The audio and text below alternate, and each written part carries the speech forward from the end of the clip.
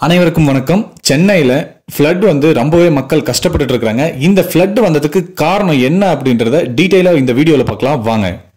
கிட்டத்தட்ட 300 நீர்நிலைகள் முன்னாடி சென்னையில இருந்தது. தற்போது பாத்தீங்கன்னா அது எங்கன்னே தெரியல. இப்படி குளம், ஏரி, ஆறு, தண்ணி இருந்த எல்லா இடத்துல வீடை கட்டிட்டு வீட்டுக்குள்ள தண்ணி வந்துருச்சுன்னு சொன்னா இது இயற்கை பேரிடரா இல்ல செயற்கை பேரிடரா? இது சென்னையில வேளச்சேரியுடைய பழைய மேப் ரெஃபரன்ஸ்க்கு மேல பாருங்க, அந்த ஆரோ மார்க் இருக்கு. அது பாத்தீங்கன்னா ரயில்வே ட்ராக். ஸோ அதுக்கு பேரலா ஒரு பெரிய நீர்நிலை இருக்கு, அதுக்கு பர்பண்டிகுலரா லென்த்தா பெரிய நீர்நிலை இருக்கு. இப்போ ரீசெண்டா இருக்கக்கூடிய சேட்டலைட் இமேஜ்ல பாருங்க.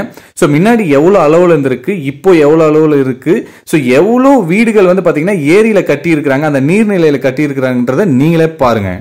அடுத்து பாத்தீங்க அப்படின்னா இது அடையார் ரிவர் இன்வெர்டட் யூ ஷேப்ல இருக்கு இல்லைங்களா? ஸோ இதுக்கு சென்டர்ல இந்த லெஃப்ட் சைடு இருக்கு பாத்தீங்களா?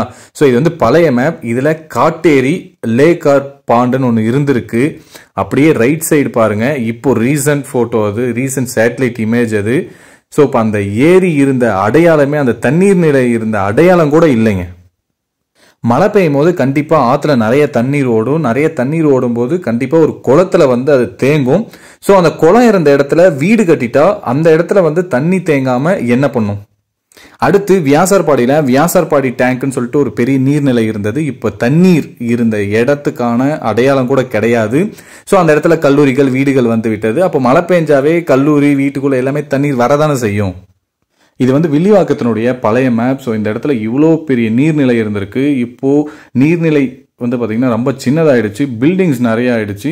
ஸோ மழை வரும்போது கண்டிப்பா நீர்நிலை இருக்கிற இடத்துல தண்ணீர் வரதான் செய்யும். ஸோ அந்த இடத்துல வீடு கட்டிட்டனால வீட்டுக்குள்ள தண்ணீர் வருது. இப்படி நீர்நிலை இருந்த எல்லா இடத்துலயும் வீடு கட்டியாச்சு. ஸோ மழை வரும்போது வீட்டுக்குள்ள தண்ணீர் வருது. சென்னை பாத்தீங்கன்னா ஆல்மோஸ்ட் பிளாட்டா இருக்கும். ஸோ கடல் உடைய மட்டத்துக்கே இருக்கும். மீன் சி லெவல் அதிகபட்சமாகவே பாத்தீங்கன்னா 6 மீட்டர் தாங்க. இந்த காரணத்தினால பாத்தீங்க அப்படின்னா சென்னையில டிரைனேஜ் சிஸ்டம் உருவாகிறது ரொம்பவே கஷ்டங்க. அதாவது மழை பெஞ்சா ஈஸியா போயிட்டு கடல்ல கலக்கிறது ரொம்ப சிரமமான விஷயம். சென்னையோடைய டிரைனேஜ் சிஸ்டத்தை மெயின்டைன் பண்றதுக்காக, அதாவது மேனேஜ் பண்றதுக்காக 3 ரிவர் இருக்குது. நார்த்ல பாத்தீங்க அப்படின்னா கொசஸ்தலையார், மிடில் கூவம், சவுத்ல பாத்தீங்க அப்படின்னா அடையார். பாக்ஸ் போட்டிருக்கு இல்லைங்களா? ஸோ இந்த பாக்ஸில் ஆரோ மார்க் போட்டிருக்கு இல்லைங்களா? ஸோ இந்த ஆரோ மார்க்கில் சின்னதாக, ஏன்னா பார்த்தீங்க அப்படின்னா இப்போ இது ரீசெண்ட் டேஸில் இருக்கக்கூடிய மேப். ஸோ இவ்வளோ சின்னதாக ஆயிடுச்சு. ஸோ ஆரம்ப காலத்தில் இந்த 3 ரிவர் எல்லா ஏரியில் இருக்கக்கூடிய தண்ணியாகட்டும் இல்லை மழை நீராகட்டும், ஸோ எல்லா தண்ணியுமே எடுத்துட்டு போயிட்டு கடலில் கலக்க ரொம்பவே உதவி செஞ்சது. இந்த மேப்பை கிளியராக பார்த்தீங்கன்னாவே தெரியும். புழல் ஏரியிலிருந்து பார்த்தீங்க அப்படின்னா கனெக்ட் ஆகுறது கொசஸ்தலையார் ரிவர். ஸோ கீழே பார்த்தீங்கன்னா செம்பரம்பாக்கம் ஏரியில் பார்த்தீங்கன்னா அடையார் ரிவர் கனெக்ட் ஆகி ஸோ அதில் போய் கடலில் கலக்குங்க.